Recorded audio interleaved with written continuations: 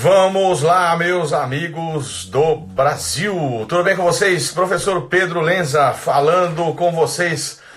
Que legal! Tudo bem, gente? Vamos para uma live maravilhosa. Eu tenho certeza que vai ser, sem dúvida, um tema bastante interessante e quem sabe nós inauguramos hoje aqui uma perspectiva nova de estarmos debatendo grandes temas com grandes professores. Eu vinha conversando com os colegas da Defensoria e eu achei que realmente poderia ser algo inédito. A gente poderia criar um novo modelo de ensino, quem sabe, essas lives com a presença de vários professores. Isso vai ser fantástico, gente. Eu queria agradecer aqui, já tem 250 pessoas ao vivo, é impressionante o número crescendo. Se puderem convidar os amigos, fiquem à vontade, meus amigos que estão chegando aqui, o Leopoldo, o William lá de São Miguel Paulista, o Léo Pantaleão, fala Léo Pantaleão, tudo bem meu amigo? Patrícia Melchior, olha a Rossana. Convide os amigos, gente, porque é um tema bastante interessante. A Fefe Mota pôs os corações, o coraçãozinho verde, a cor da Defensoria Pública, a galera de Teresina, Gade Júnior, DP Dream, a Maternidade da Paraíba está presente, boa noite. Opa, eu mesmo, William Ferreira, fala galera. Mais defensores federais, olá DPU Lovers. Realmente tem, se eu não me engano é esse o Instagram oficial da galera que foi aprovada no concurso da DPU, tá lutando pela nomeação, acho que é isso aí. Tem um monte de gente da Defensoria que sonha com essa carreira, uma carreira maravilhosa, uma carreira que eu digo que se não tivesse seguido a minha vida aí por um outro lado, certamente as chances eram muito grandes de estar nesta carreira aqui. Me identifiquei muito, fiz estágio durante muito tempo na PAJ em São Paulo, quando não havia a Defensoria Pública, era a Procuradoria-Geral do Estado que prestava o serviço de assistência, e lembro realmente com muito carinho esse momento em que eu estive ao lado desta nobre função da Defensoria Pública. Estive fazendo a sustentação oral no Supremo, em nome da Associação dos Defensores Públicos, que presta um papel sensacional. Então, nessa sustentação oral, eu acho que coloquei a minha alma ali, para falar sobre a Defensoria Pública, sobre o papel da Defensoria Pública para o ajuizamento da ação civil pública, parte do meu mestrado, parte do meu doutorado. Então, realmente, uma grande alegria. Tem 300 pessoas ao vivo aqui, é muito legal, a galera de Mosqueiro de Belém. Lopes FX, meu amigo, precisamos conversar, grande amigo. Vídeos aulas, a galera tá bombando. E nós vamos começar aqui. Eu vou fazer uma breve introdução, já foi feita aqui, de boas-vindas, e vou falar um pouquinho sobre o tema. Depois vou chamar os amigos Maurílio, o Edilson, o Beron e o Franklin. Quando for para chamar até Maurílio, Edilson, Beron e Franklin, eu chamo vocês aqui. Eu tenho como chamar vocês no ao vivo. E aí vocês vão dividir a tela comigo. Então vai ser assim. Então vou começar a falar sobre o tema. Eu vou falar rapidamente algumas noções sobre Defensoria Pública, sobre o papel constitucional, alguns aspectos rápidos. E depois vou chamar, na sequência, Maurílio, Edilson, Beron, Franklin, e eu encerro. Beleza, galera? Mais ou menos vai dar aí 1 hora de live, porque é o tempo para cair aqui. A gente só tem 1 hora. Mas tá bombando aqui, tá 340 pessoas, uma coisa maravilhosa, galera.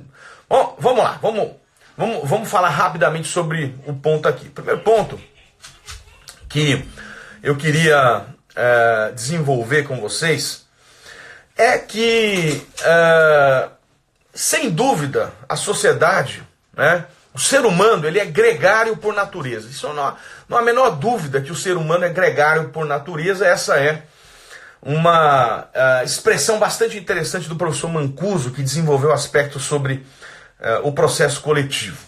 E colocado desta perspectiva, nós vamos perceber que a Defensoria Pública assume um papel extremamente relevante. Começa de modo tímido e depois ganha uma proporção extraordinária na Constituição de 88 e no desenvolvimento a partir da Constituição de 88. Eu destaco aqui um trabalho de Mauro Capelletti e Brian Garf, um trabalho em que eles fizeram um relatório de acesso à justiça. O livro, até em inglês, Access to Justice, Mauro Capelletti e Brian Garf, que identificam obstáculos a serem superados para o acesso à justiça. Eu gosto da expressão do professor Kazuo Watanabe, que prefere a expressão acesso à ordem jurídica justa à expressão acesso à justiça. Gosto dessa expressão. E esses autores, Capelletti e Brian Garf, identificam obstáculos à superação do acesso à justiça. O primeiro obstáculo, ou a primeira grande preocupação que se tem, era encontrar um mecanismo de acesso à justiça por aqueles que não poderiam pagar um advogado. Então se pensou em vários instrumentos, em várias modalidades de acesso ou de mecanismo de superação deste obstáculo, e se chega à noção aqui de assistência judiciária. Então eu poderia colocar no trabalho de Mauro Capelletti e Brian Garf a assistência judiciária como a primeira onda renovatória do processo. E que segue, depois dessa primeira onda, a noção de proteção dos interesses transindividuais, meta-individuais ou supra-individuais, num mecanismo de se repensar também como tutelar de modo efetivo esses interesses que não eram mais individuais, privados de um lado, nem públicos num outro sentido, mas que eram interesses que transcendem o interesse individual. Diz Capelletti que no profundo abismo entre o público e privado estão os direitos transindividuais, meta-individuais ou supra-individuais. Portanto, a segunda grande preocupação foi o de proteção efetiva dos interesses transindividuais, meta-individuais ou supra-individuais. Direito de terceira dimensão, se a gente poderia falar em dimensões de direitos aqui. E o terceiro movimento, ou terceira onda do trabalho de Capelletti e Brian Garf, está relacionado, este terceiro movimento, com uma nova perspectiva de efetividade, e que sem dúvida eu coloco toda a evolução da Defensoria Pública e esta noção agora de custos vulneráveis como uma perspectiva dessa terceira onda renovatória do processo. Estou aqui com o iPad, porque eu tenho que controlar o tempo. Galera tá presente aí, né, gente? Tá tudo bem aí, né? Então nós vamos continuar aqui, vamos continuar. Vamos lá, chama os amigos, vamos explodir essa audiência aqui. Eu tô me controlando aqui. Então, colocada essa perspectiva de ondas renovatórias do processo, a gente destaca a assistência judiciária como um direito fundamental. A assistência judiciária como um direito fundamental foi introduzida pela primeira vez na Constituição de 34, retirada na de 37, retomada na de 46, na de 67, emenda 1 de 69 e na de 88. Qual é a grande diferença que se observa desde o surgimento da assistência judiciária na Constituição de 34 para a de 88? Desde quando surgiu, no texto de 34, se falava ali como direito fundamental assistência judiciária. 34 surgiu o direito, introduziu o direito. 37 foi retirado, Estado Novo, ditadura. 46 resgata, 67 assistência judiciária. O que é que o texto de 88 traz e inova? Inova na terminologia. O texto de 88 não fala mais em assistência judiciária, mas no artigo 5º, inciso 74, fala em assistência jurídica, não mais judiciária, integral e gratuita. Portanto, observem que essa perspectiva de assistência jurídica integral e gratuita traz um valor extremamente relevante para este direito fundamental de acesso à ordem jurídica justa. Não mais apenas uma assistência de ingressar no Poder Judiciário, mas uma assistência de orientação, uma assistência muito mais ampla que é introduzida como direito fundamental no artigo Quinto, até se quisermos destacar o princípio da ubiquidade ou da inafastabilidade da prestação jurisdicional previsto no artigo 5º, inciso 35, ele é muito interessante a partir de 88, porque fala ali em não se poder excluir da apreciação do Poder Judiciário nenhuma lesão ou ameaça a direito. O texto de 88 inova, porque não usa mais, como nos textos anteriores, desde 46, direito individual. Fala direito. E esse direito, nesse sentido amplo, de um direito transindividual, meta-individual, um direito de terceira dimensão, conforme nós colocamos no momento anterior. E, já indo aqui para os meus 4 minutos finais da minha apresentação, porque vai entrar daqui a pouco o Maurílio, nós vamos destacar as 4 emendas constitucionais fundamentais. Não só em 88 temos uma perspectiva importante do direito fundamental e a perspectiva da Defensoria Pública, mas a partir da reforma do Poder Judiciário é que o tema começa a ganhar uma dimensão muito grande. Porque a emenda 45 de 2004 estabelece a autonomia funcional e administrativa e iniciativa de proposta orçamentária para a Defensoria Pública Estadual. Vamos deixar claro aqui que a reforma do Poder Judiciário foi tímida. Ela se limitou à Defensoria Pública Estadual. Se discutiu. Como reação a isso foi proposta uma PEC para tentar ampliar, porque não teria sentido dar esta autonomia apenas para a Defensoria Pública Estadual.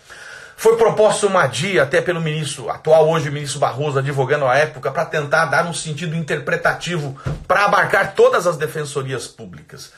E tanto a DIA não julgou, como também a PEC paralela da reforma do Poder Judiciário que queriam ampliar não foi aprovada. O que fez então? Desmembraram e propuseram PECs isoladas. A primeira delas, nesse sentido de ampliação, foi a PEC que foi transformada na emenda 69 de 2012, que definiu a autonomia do DF para sua própria Defensoria Pública. Veja, o DF, o 2113, 2214, deixa claro ali que o Distrito Federal, ele tem organizado e mantido pela União, Ministério Público, Poder Judiciário, Polícia Civil, Polícia Militar, Bombeiro, mas a Defensoria Pública do DF é organizada e mantida pelo próprio DF, a partir da emenda 69 de 2012. Só a partir da emenda 69 de 2012. Isso tudo passando a dar força para a Defensoria Pública. A emenda 74 de 2013 reafirma esta autonomia. E a emenda 80 de 2014 é o ápice desta evolução que consagra de vez a autonomia da Defensoria Pública, deixando claro, inclusive do ponto de vista topológico, que a Defensoria Pública está separada da própria advocacia. Você percebe que, se você for abrir o índice da Constituição, seção 1, seção 2, seção 3 do título que trata das funções essenciais, você vai perceber que em 88 se colocava a advocacia privada e defensoria numa mesma seção. A emenda 80 destrincha isso e coloca numa seção autônoma a Defensoria Pública. E é aqui, na minha visão, o ápice desta evolução que destaca de vez como uma função essencial desvinculada de qualquer outra. E é a emenda 80 que consagra, na minha perspectiva, tudo isso nesta evolução. Emenda 45, emenda 69, emenda 74 e a emenda 80 consolidando tudo isso, mandando aplicar, inclusive, no que fosse possível, o artigo 93 e equiparando de vez a Defensoria ao próprio Ministério Público e também ao Poder Judiciário. Então, não há dúvida que nós chegamos na emenda 80 com esta perspectiva bastante ampliada do papel da Defensoria Pública. E é a partir disto tudo que eu passei a estudar, por provocação dos colegas defensores, esta nova perspectiva da Defensoria Pública como custos vulneráveis. Eu coloquei isso na edição 22 do livro, mantido na 23 do nosso esquematizado. E entro então, depois desta parte inicial da nossa explicação sobre o tema da defensoria, um aspecto constitucional, entro em si na temática da defensoria pública como custos vulneráveis, que é, inclusive hoje, uma realidade de concurso público, caindo em prova oral, edital da Defensoria Pública de Minas, é uma realidade. E que a gente então vai ouvir, e essa é a minha intenção, professores com quem eu conversei e muito para poder escrever isso no livro. Eu não saí escrevendo nada. São professores que surgiram nesse sentido, né, que trouxeram esta ideia, e o primeiro deles foi o Maurílio, que é o responsável pelo nome, né, pela própria nomenclatura. Eu vou então tentar chamar o Maurílio, que está lá em Manaus. Maurílio, defensor público, está lá em Manaus. Vou tentar chamar o Maurílio para a gente poder ele explicar um pouquinho e vamos em frente aqui com os nossos convidados da nossa live. Então, eu vou chamar o Maurílio aqui. O Maurílio já está aqui. Eu vou adicionar. Estou aguardando, espero que a conexão está caindo no mundo lá em Manaus. Maurílio, estou te chamando aí para ver se você entra para a gente conversar um pouquinho, né? Maurílio, defensor público aí, você tem que aceitar, meu amigo. Então, estou aqui acompanhando, né? Estou aguardando o Maurílio aceitar o nosso convite aqui para falar um pouco sobre a sua perspectiva. Então, Maurílio, meu amigo, cadê você? Cadê você para você falar um pouquinho sobre a temática do custos vulneráveis? Então, vamos lá. Aguardando o Maurílio. Está conectando, graças a Deus, meu Deus do céu. Ah, meu Deus do céu, que dê certo essa primeira experiência aqui nossa, né, com os amigos do Brasil. Maurílio está lá em Manaus, eu estou aqui nos Estados Unidos fazendo meu pós-doutorado, a galera no Brasil todo. Vamos ver se vai dar certo. Espero que funcione isso aqui, meu Deus do céu. Conecta, meu Deus do céu, né? Vamos lá, vamos ver. Está conectando, parece que não deu certo. Vamos ver, vamos tentar de novo. Eu vou tentar te chamar de novo, Maurílio. Maurílio do céu, cadê você, meu amigo? Vamos ver aqui. Maurílio, tentar achar o Maurílio aqui. Maurílio, vamos ver se eu acho o Maurílio. Aparece aí, meu amigo. Fala alguma coisa na live, Maurílio. Vamos ver se o Maurílio. Maurílio, fala alguma coisa na live. Fala alguma coisa na live, Maurílio. Dá um oi aí pra mim, vê se você tá aí. Cadê você, meu amigo? Peraí, deixa eu ver se eu acho o Maurílio aqui, gente. Maurílio, fala um oi pra mim, Maurílio. Cadê você, meu amigo? Vamos ver. Franklin tá, já tô vendo o Franklin aqui. Eu preciso achar o Maurílio. Maurílio tem que dar um oi pra mim. Cadê você? Maurílio, meu amigo. Aparece aí. Deixa eu ver se eu consigo chamar aqui, né? Eu tenho que chamar o Maurílio. Eu tô tentando achar o homem aqui, gente. O que é que tá acontecendo, meu Deus do céu? Vamos ver. Essa tecnologia, gente, ela vem para ajudar, mas às vezes, né? Cadê o Maurílio? Maurílio, achei você, Maurílio. Peraí, segura aí. Go live. Vamos ver se entra agora. Vamos ver. Bora, Maurílio. Conectando. Tá aguardando você. O Franklin, olha lá, o Franklin tá ali, tá conectando. Meu Deus, que dê certo, meu Deus do céu. Me ajude. Vamos ver. Ô, Maurílio do céu, aparece aí, meu amigo. Como é que tá a conexão aí? Se caiu o mundo aí, né? A internet tá fraca, parece que tá uma confusão na internet. Vamos ver se dá certo pro Maurílio entrar e dar um oi pra gente. Tá tentando conectar, gente. Vamos ver o que tá acontecendo aqui. Vamos ver. Aqui tá marcando para mim, conectando. Maurílio declinou. Como assim, Maurílio? Não tá dando certo. Manda o WhatsApp ver o que está acontecendo. Então, eu vou tentar chamar o Edilson, que vamos ver se o Edilson tá fácil aí. E aí o Maurílio vai ver o que está acontecendo com a internet. Me manda um WhatsApp para ver o que está acontecendo. Edilson, vê se você tá aí. Se você entra para a gente dar um oi aí, me contar o que está acontecendo. Entrou, Edilson. Ei, meu amigo. Tá falando, tá tudo bem com você? Oi, tudo bem? Tudo bom, Lenza? Tudo bem? Boa noite. Tudo ótimo, meu amigo. Então vamos lá, vamos só pedir para o Maurílio tentar ver o que está acontecendo com a conexão dele. Edilson, você está onde agora, Edilson? Agora eu estou aqui direto de Fortaleza. Edilson, DPU, Defensor Público da União.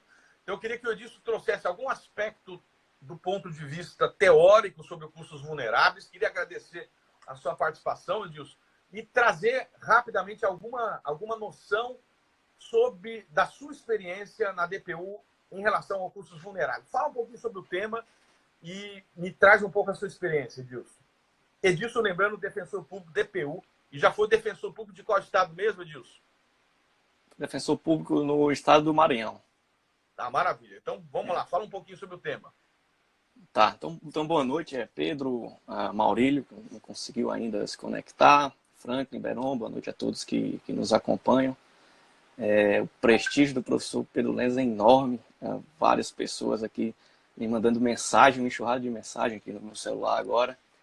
Vejo algumas pessoas conhecidas também, o defensor Bruno Braga, que também estuda o tema, está nos acompanhando, Jéssica Guimarães, um abraço, Jéssica.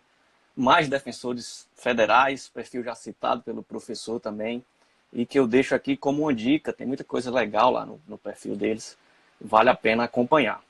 Tá? Então, iniciando aqui a minha fala, eu tenho cerca de 8 minutos, é isso? Agora eu acho que talvez diminuir um pouquinho, porque deu um problema de técnico aí, me fala uns 6 minutos aí, vamos ver. Vou correr então. Vamos lá. Maurílio ia falar um pouco sobre o histórico do custo vulnerável, inclusive o histórico fático, como é que surgiu essa ideia. Né? Vou pular essa parte, tomara que dê certo ele retornar depois. E aqui as considerações que eu faço já são considerações pós-emenda constitucional 80. Tá? Então, se você abrir a emenda constitucional no texto de hoje, no caput do artigo 134, você vai verificar que a própria Constituição diz que cabe à Defensoria Pública a defesa dos necessitados. E o caput do 134, ele remete para o inciso 74 do 5º, que diz que o necessitado é aquele que tem insuficiência de recursos. Né? Então, tradicionalmente, essa insuficiência de recursos ela era encarada como uma insuficiência de recursos financeiros. Né? Tanto é que se criou a frase simples e simplória para definir a função da Defensoria Pública como a instituição que defende os pobres. Tá? E isso não é errado. Não é errado, mas é um raciocínio incompleto. Porque a insuficiência de recursos, obviamente que ela pode ser de recursos econômicos, e, em geral, ela é de recursos econômicos. 90% dos casos que a gente atua é para a pessoa hipossuficiente econômica, mas os recursos eles podem ser de outras ordens. Né? Você pode ter uma chamada, por exemplo, necessidade organizacional de um grupo de pessoas que não consegue se organizar para acessar a justiça, e essa pessoa também é considerada necessitada e, portanto, fará jus à assistência da Defensoria Pública. Também se pode falar numa necessidade informacional daquelas pessoas que têm a dificuldade de obter informações, educacional, uma necessidade circunstancial. Naquele momento, a pessoa não consegue acessar a justiça e, portanto, precisaria da Defensoria Pública. Cito aqui, por exemplo, o caso de uma pessoa que está internada no UTI, não consegue expressar sua vontade, não tem nenhum familiar. Né? Portanto, circunstancialmente, ainda que ela tenha dinheiro para pagar um advogado, ela vai necessitar da assistência jurídica e, portanto, será necessitada.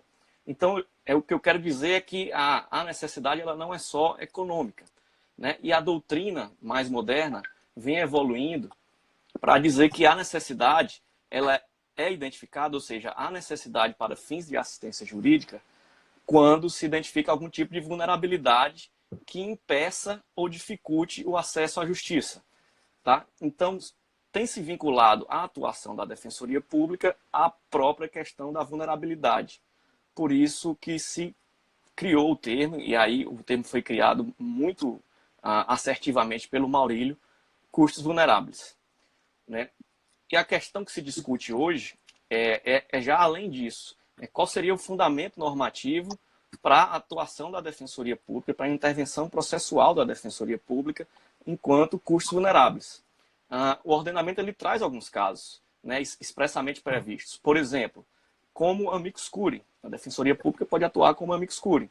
Ela pode intervir no processo, depois o Beron vai falar um pouco melhor sobre isso, da diferença entre amicus curiae e custos vulneráveis. Né? Também, pensando em outro exemplo, como colegitimado no processo coletivo, algum dos legitimados para a ação civil pública entra com a ação, depois a Defensoria Pública intervém, né, ingressa naquela ação. Também poderia ser um exemplo expressamente previsto em lei. Mas tem se apontado também que é possível uma intervenção inominada da Defensoria Pública, né, em casos que não sejam expressamente e especificamente previstos em lei. E, para tanto, tem-se utilizado o termo intervenção custos vulneráveis e tem-se indicado como fundamento jurídico a teoria dos poderes implícitos. Ora, se cabe à Defensoria Pública a defesa dos vulneráveis, ela tem que ter os instrumentos necessários para defender os vulneráveis em juízo. Né? E essa é a grande questão que tem que ser discutido hoje.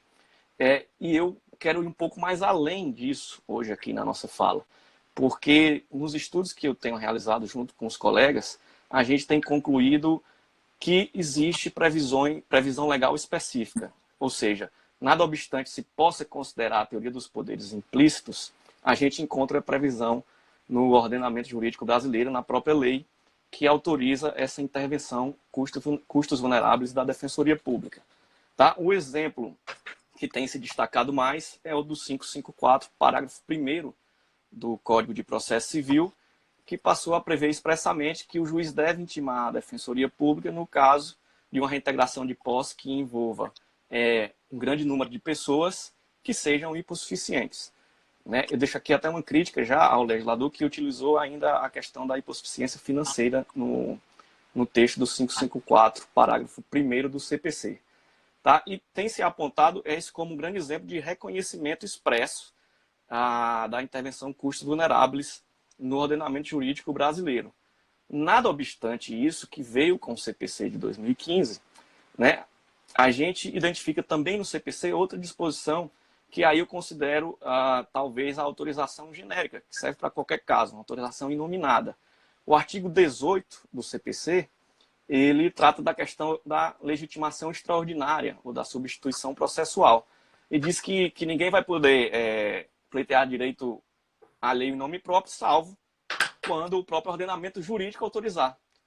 E a Defensoria Pública, ela tem autorização para isso. Porque numa leitura, a partir dos artigos constitucionais já mencionados, a gente desce aí na escala normativa e chega na Lei Complementar 80, que é a lei que rege a Defensoria Pública, e encontra lá no inciso 11 do artigo 4º, a disposição que diz que é função da Defensoria Pública exercer a defesa de grupos vulneráveis. Se me Sim. permitir, Wilson, até completando aí, há uma... Eu estou acompanhando aqui o Maurílio, espero que ele consiga entrar no final, mas no livro, né, na última edição do livro, aqui na página 1077, eu coloco uma passagem do Maurílio que diz assim, que é o nome de vulneráveis sociais tem que ser visto não só, como você está bem colocando, com base, inclusive, na lei complementar, não só como uma vulnerabilidade econômica, mas também ele diz lá, uma vulnerabilidade, que você deu um exemplo muito bom, organizacional, que é o caso, me parece, aí, das ações possessórias, geográfica, e identifica outros vulneráveis, como consumidores, crianças, idosos, pessoas com deficiência, e na linha de uma decisão bastante interessante do ministro Herman Benjamin, um precedente bastante interessante, em que ele fala em outros vulneráveis, como crianças, idosos, gerações futuras, todos aqueles que necessitem de uma atuação por parte da Defensoria. Então, realmente, vem muito bem colocada essa perspectiva de uma vulnerabilidade que não se limita ao aspecto financeiro. Você colocou muito bem isso, viu? Queria, para a gente encerrar, porque eu estou preocupado com o tempo, Edilson, se você tem algum exemplo de atuação da DPU como custos vulneráveis. Você lembra de algum exemplo para trazer para os amigos aí, para já chamar em seguida o Beron, né? Vou deixar o Maurílio para o final. Você tem algum exemplo aí? Hoje a atuação como custos vulneráveis, ela tem crescido muito. E, por exemplo, a gente atua em inúmeros casos, em ações possessórias mesmo, né, onde a Defensoria Pública tanto é chamada a intervir no processo, quanto requer a intervenção. Né? E tem outros casos também que eu lembro aqui, que se relaciona, e aí eu já faço um link aqui com o professor Beron, à execução penal. Né? Quando a Defensoria Pública ela atua como órgão de execução penal e, portanto, ela intervém no processo ainda que o custodiado, o preso, ele tem advogado. Bom, Edilson, eu queria agradecer muito a sua participação representando a DPU. Vou desligar e vou tentar chamar na sequência aqui o Beron, meu amigo Beron, defensor público estadual, que deve estar em Fortaleza também, me parece. Então vou tentar, vou desligar Sim. você, vou tentar achar o Beirão. Beirão, Tá. dá um oi aí para ver se eu consigo te achar. Galera, vamos tentar. Deus nos ajude aqui. Vamos lá. Remover o Edilson e vou tentar achar o meu amigo Beirão. Beirão, aparece aí, dá um oi, Beirão. Dá um oi para mim, para eu tentar caçar você aqui. Tenta segurar comentários, galera, para eu tentar achar o Beirão aqui. Vamos tentar ver se eu acho o Beirão. Deve estar lá em Fortaleza. Vamos ver se eu consigo aqui. Vamos ver, Beirão, cadê você, Beirão? Meu amigo Beirão. Aqui, vamos ver se eu consigo chamar ele. Tentar conectar Beirão, que está lá, me parece, em Fortaleza. Está tentando conectar com o Beirão. Vamos lá. Edilson, muito legal a participação aí. E vamos ver se o Beirão... Beirão tá conectando. Meu Deus do céu, me ajude, meu Deus do céu. Me ajude. Entrou, garoto. Fala, Beirão. Opa! Que felicidade que deu certo, meu amigo. Tudo bem? E aí, meu amigo Pedro Que bom que deu certo. Que é esse negócio escrito na parede, nas suas costas? Que bom, meu amigo. Olha, aqui é o quarto dos meus filhos. Aí tem escrito ali London, Roma, Rio, Achei que era, Nova achei York. que era o resumo da aula de hoje. Poderia ser, quem sabe, trocar o papel de parede, colocar custos vulneráveis ali. Maravilha. Né? Beirão, você está em Fortaleza? Verde, melhor ainda. Você está em né? Fortaleza? Estou em Fortaleza. Ó, coisa maravilhosa. Eu estou aqui nos Estados Unidos, o Beirão está em Fortaleza, a galera do Brasil inteiro. É uma coisa maravilhosa. A tecnologia veio para mudar o mundo. Então, sem a gente enrolar muito, Beirão, manda pau.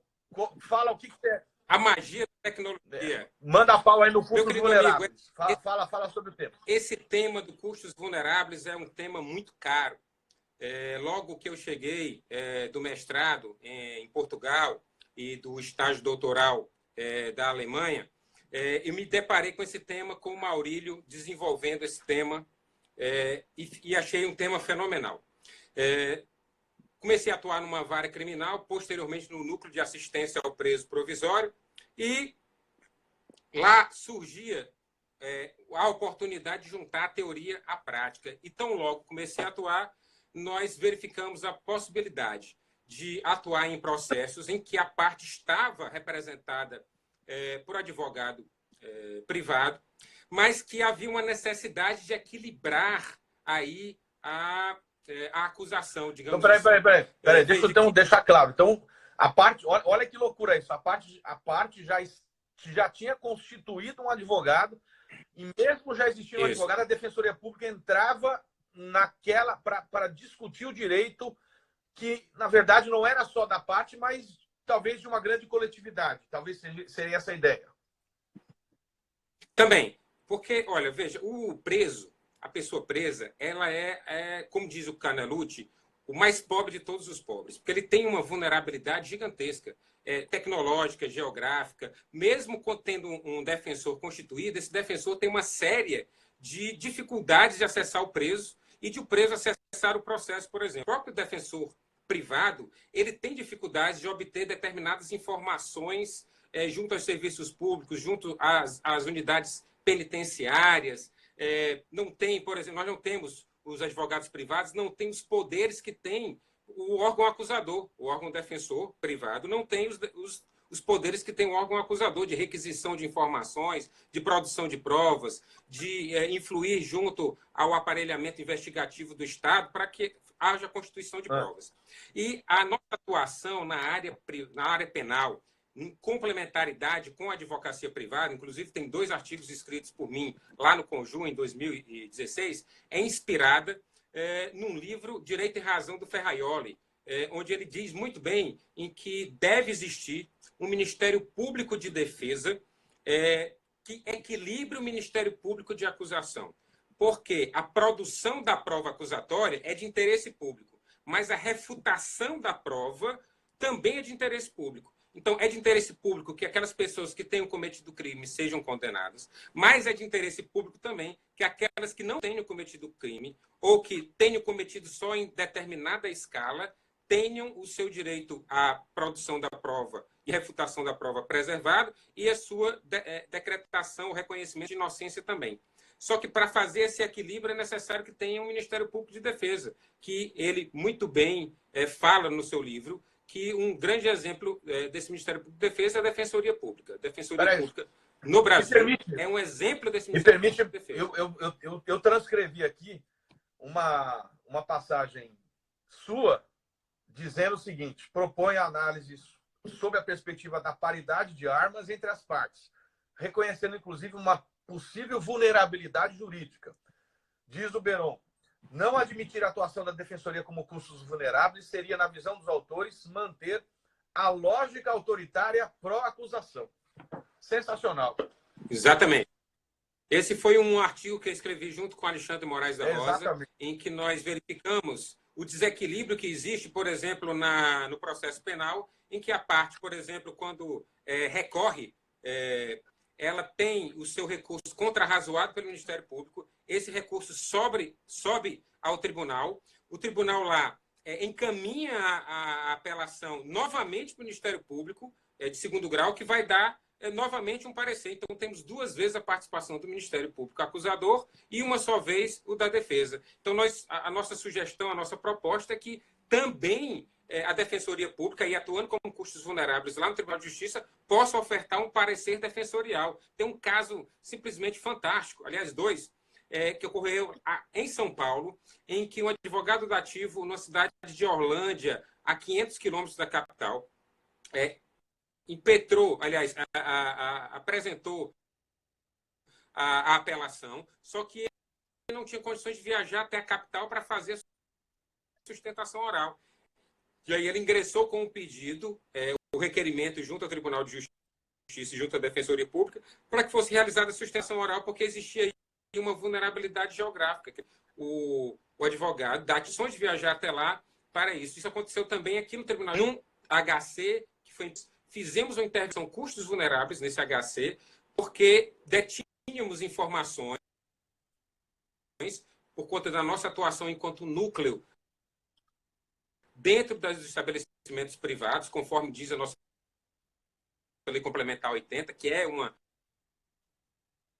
função institucional, e nós tínhamos acesso a elementos, a informações, a documentos que o advogado privado não tinha, como os prontuários médicos, por exemplo.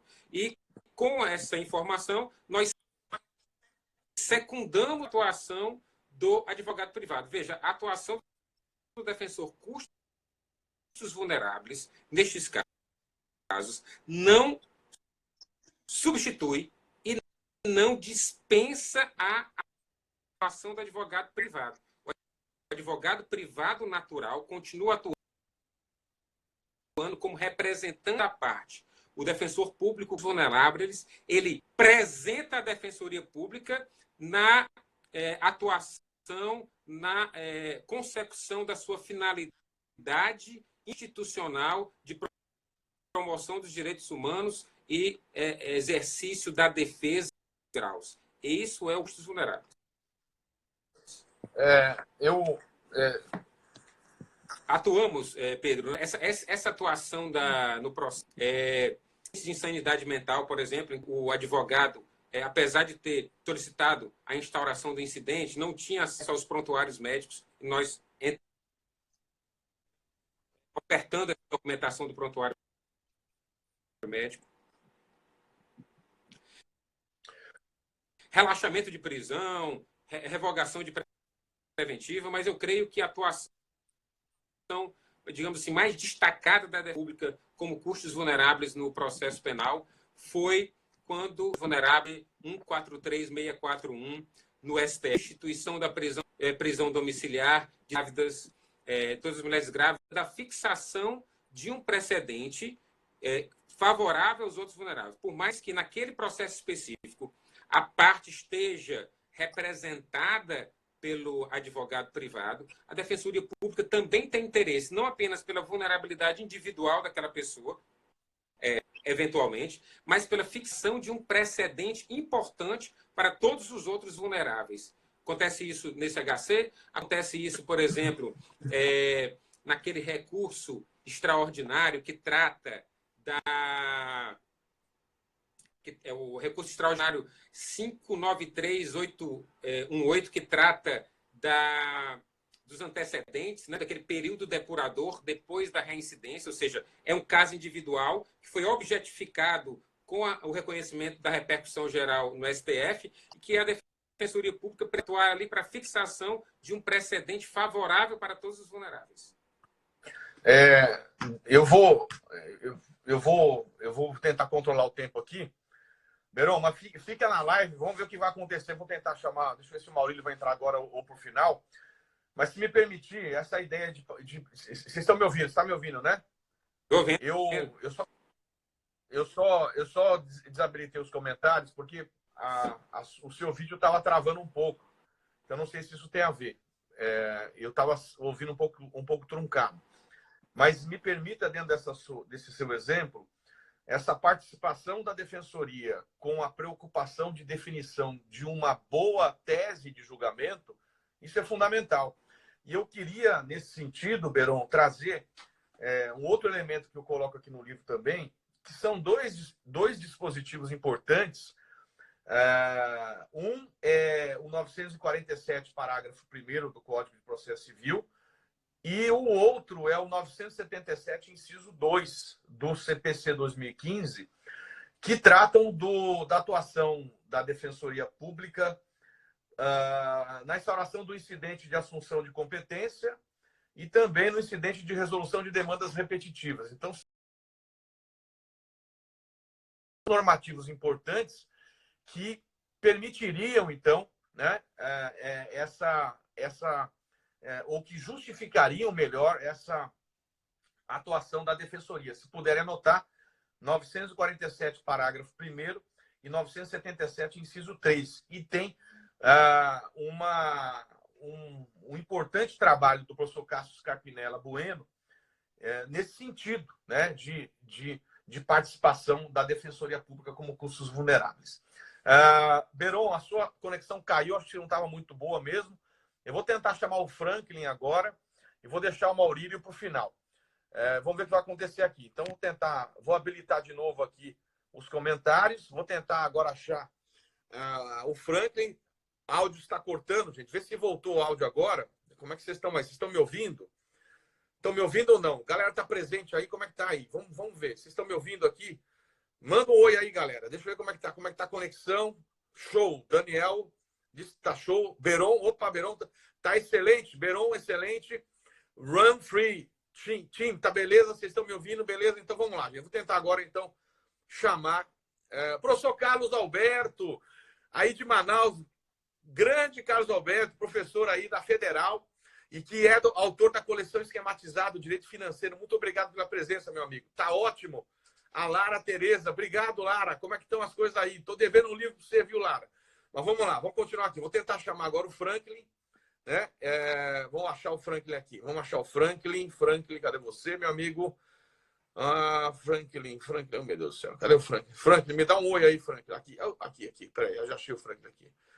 Peraí, agora. Franklin, cadê o homem? Peraí. Aqui, o Franklin. Vamos adicionar. Vamos ver como é que está a conexão do Franklin aqui.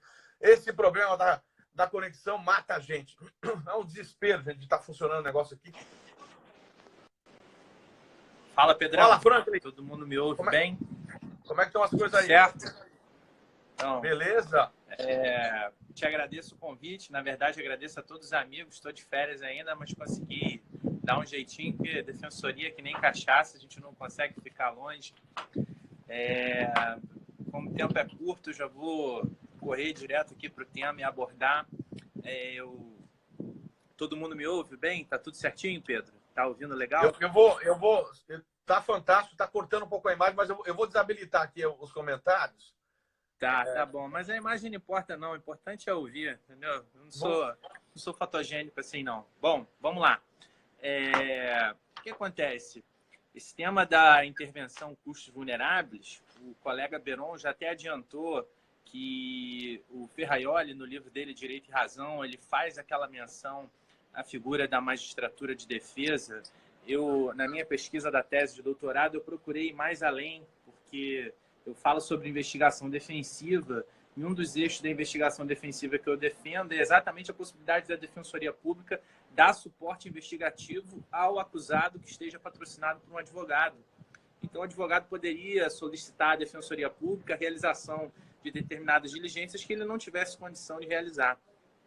E dentro dessa linha do Ferraioli, eu fui muito mais além e descobri que já no século XIX, Filandieri, Jeremias Bentham já defendiam essa existência de uma magistratura defensiva nos moldes do Ministério Público. Então, a gente fala nessa visão de paridade de armas como algo, em tese, contemporâneo, mas não. Nós já temos essa perspectiva muito anterior, já do século passado, uma visão de uma intervenção de um órgão em prol da defesa. Eu sempre brinco, o Maurílio é o pai do Custos Vulneráveis, existe todo um batalhão de colegas da Defensoria que se debruçam, estudam, desenvolvem, mas o Maurílio foi quem pegou esse diamante bruto e começou a dilapidar até chegar à teoria que hoje vem sendo difundida no universo da Defensoria Pública. Mas eu entendo a visão do Maurílio, mas eu tenho algumas preocupações que eu já até conversei com ele. Eu tenho certeza que na tese de doutorado dele ele vai responder, porque eu tenho muito receio dessa perspectiva indutiva do Custos Vulneráveis, de você partir de casos particulares para tentar construir uma teoria. Eu acho que o grande ponto que o Maurílio precisa se debruçar é exatamente construir primeiro a teoria do Custos Vulneráveis, para depois ele analisar em quais casos ela se aplica ou ela não se aplica. Por quê? Você partindo para uma perspectiva indutiva, você certamente vai cometer equívocos. Você vai tratar funções institucionais da Defensoria Pública que não são custos vulneráveis, mas que, em tese, atuam em prol de determinada vulnerabilidade. Eu vou dar um exemplo. A Curadoria Especial. A Curadoria Especial é uma intervenção em favor do incapaz, que, em tese, é um segmento vulnerável considerado pela Defensoria Pública, mas é também uma hipótese de atuação naqueles casos de vulnerabilidade processual, como a Fernanda Tartucci diz, que é o réu preso, o réu revel citado por edital e o réu revel citado por hora certa. Isso é custos vulneráveis? Não, não é. Mas é uma intervenção da Defensoria Pública em favor de um vulnerável. Então, acho que o grande empenho que o Maurílio precisa ter é exatamente de traçar os espaços de atuação do custos vulneráveis e evitar que se façam confusões com outras funções institucionais que a Defensoria Pública já exerce. Esse é um primeiro ponto. O outro ponto que eu acho essencial... Lenz, eu estou sem relógio. Quando for minha hora, você me corta, tá? Tá, eu estou de olho aqui. Vamos lá, beleza. Continua firme. E outro ponto também que eu já conversei com ele, ele provavelmente vai responder daqui a pouco, e eu acho que é algo muito caro em uma perspectiva acadêmica, é a natureza jurídica do custos vulneráveis. Qual é o enquadramento que a gente dá ao custos vulneráveis dentro do ordenamento jurídico? Isso é uma hipótese de legitimidade extraordinária? Isso é uma intervenção de terceiros anômala? O que é o custos vulneráveis? Por quê?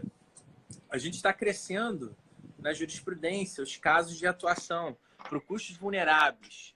Daqui a pouco, quando incomodar o Ministério Público, assim como eles fizeram em relação à legitimidade para a tutela coletiva, que foi questionada, certamente o Ministério Público vai querer questionar a intervenção do custos vulneráveis.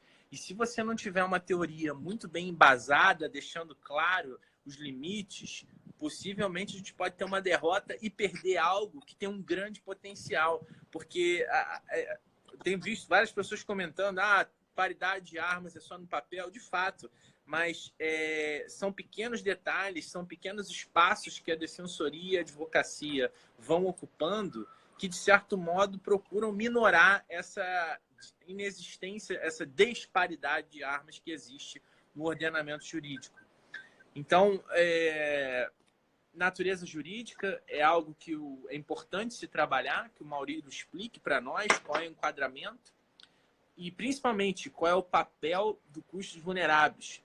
O que o custos vulneráveis vai fazer? Por quê? Você até brincou, falou, poxa, olha que interessante, é uma parte que tem advogado e a Defensoria Pública vai intervir no feito. Agora eu pergunto, se eu sou parte, eu quero a Defensoria Pública intervindo no meu processo? Se eu já tenho um advogado constituído? Até que ponto essa intervenção é obrigatória? Essa intervenção depende da anuência da parte? Por quê? Porque se você pensar, pode ser bom por um lado, mas pode ser negativo por outro. A defensoria tem prazo em dobro. Então, toda vez que a defensoria se manifesta, você tem um retardamento no processo.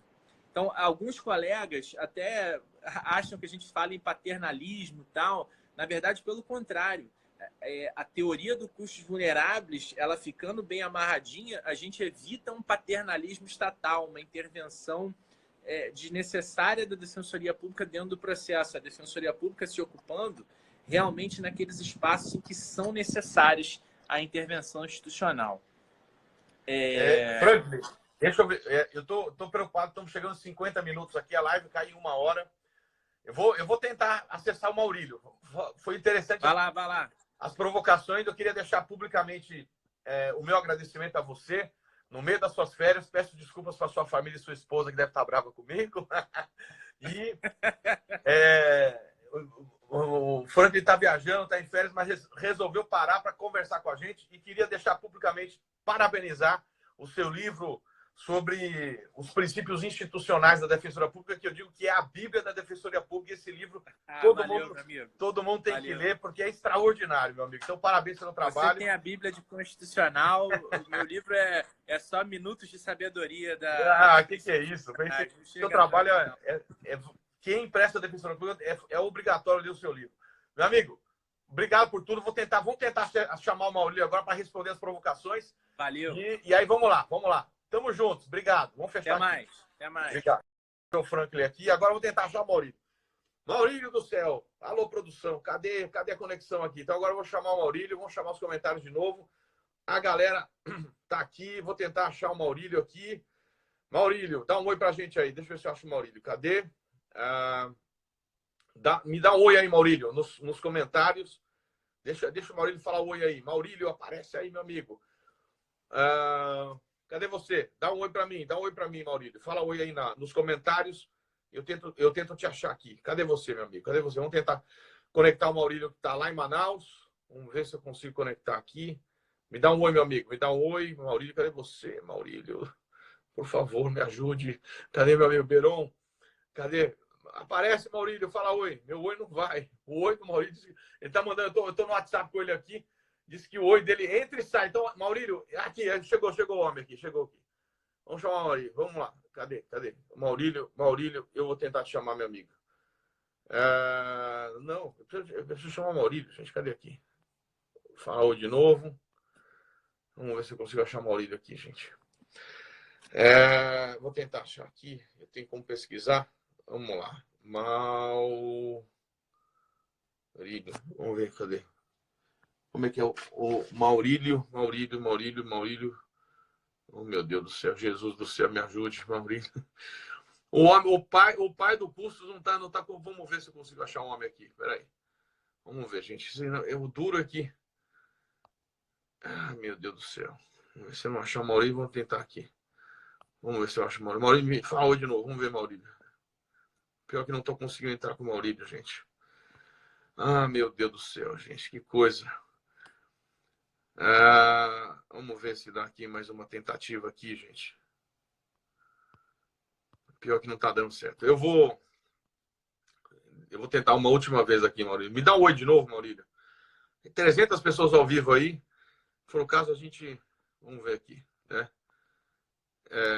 Eu tento sair e entrar de novo. E aí a gente tenta você fechar aí a nossa conversa.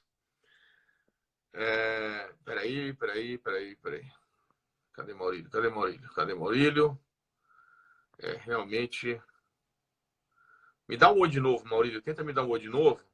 E aí eu quero tentar concluir com as suas observações aqui. Realmente não está dando certo aqui, gente. Né? Não está dando certo. Vamos ver. Maurílio. A galera está chamando Maurílio aqui. Alguma coisa tá...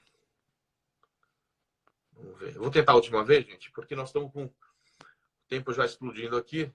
Comentários. Me dá um oi, Maurílio. Tá péssima aí a conexão, né? Bom, deixa eu fechar aqui, gente. Eu vou tentar fechar aqui. Eu vou fechar com algumas observações. Porque vai terminar em 1 hora, eu quero deixar gravada essa live aqui. E aí a gente tenta abrir mais uma e dar um oi pro Maurílio, ver se ele entra. Maurílio, não tá dando certo aqui. estou com 5 minutos para a live cair, eu queria concluir. E aí eu fecho, entro mais uma só para tentar chamar o Maurílio. Vou deixar salvo isso aqui, mas deixa eu fechar em 5 minutos. Vai cair a live em 4 minutos e 50 segundos. Então eu queria concluir o seguinte, gente.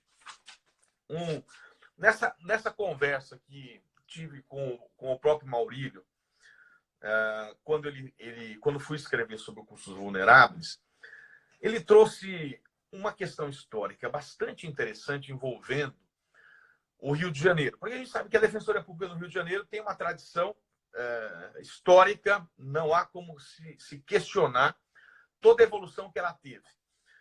E, num primeiro momento, a gente observa que a Defensoria Pública ela era ou estava ligada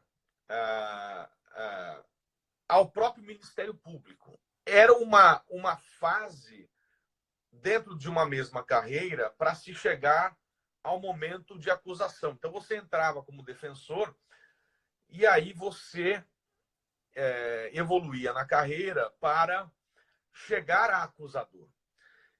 E tentando entender essa lógica da experiência do Rio de Janeiro, o Maurílio, por telefone, porque isso ele não chegou a escrever ainda, chegou a comentar que isso se justificava ou decorria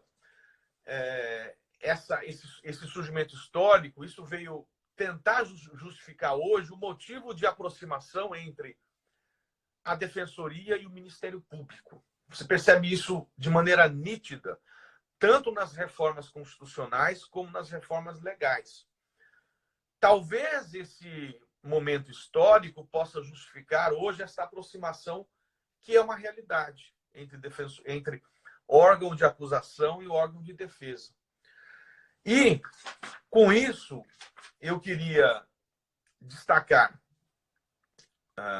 a própria Constituição, quando fixa o papel da Defensoria Pública, como no próprio 134, a lei orgânica, e do ponto de vista legal, eu queria chamar a atenção para alguns artigos do Código de Processo Civil. Eu vou deixar esses artigos aqui, porque o nosso tempo está estourando, e peço para você anotar, que são alguns artigos que eu coloco aí na última edição do livro, quem está com a última edição na página 1079, que são a justificar a figura. Depois eu vou encerrar, porque eu tentei mais uma vez chamar o Maurílio aqui e não deu certo. Eu vou encerrar e vou abrir uma nova para chamar o Maurílio para ver se ele entra.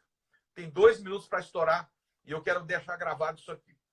Anotem, artigo 138, 139, inciso 10 do Código de Processo Civil, 554, parágrafo 1º, vão anotando aí, depois assiste de novo. 565, parágrafo 2º, 947, parágrafo 1º, 977, inciso 3. Esses são alguns dos fundamentos a justificar o papel da Defensoria Pública, especialmente o 554, parágrafo 1º, e, a partir dele, uma releitura à luz da própria Constituição, no artigo 134, caput, e na lei orgânica, quando deixa claro a atuação em situações de vulnerabilidade, que não apenas uma vulnerabilidade econômica. Esta é uma situação, uma realidade. As ponderações do Franklin e também de outros colegas, como o defensor Júlio Camargo de Azevedo, são muito interessantes, mas, sem dúvida, é hoje uma realidade a atuação da Defensoria Pública dentro desta evolução. Estou com 38 segundos, queria agradecer a participação de todos os amigos aqui. Vou tentar deixar salva esta live e vou desligar e entrar de novo para tentar chamar o Maurílio, que infelizmente a conexão não funcionou. 20 segundos, agradeço a galera e depois eu converso com os meus amigos do Brasil. 19 segundos, vou desligar aqui. Entrem daqui a 1 segundinho, gente. Valeu, tamo juntos. Um grande abraço.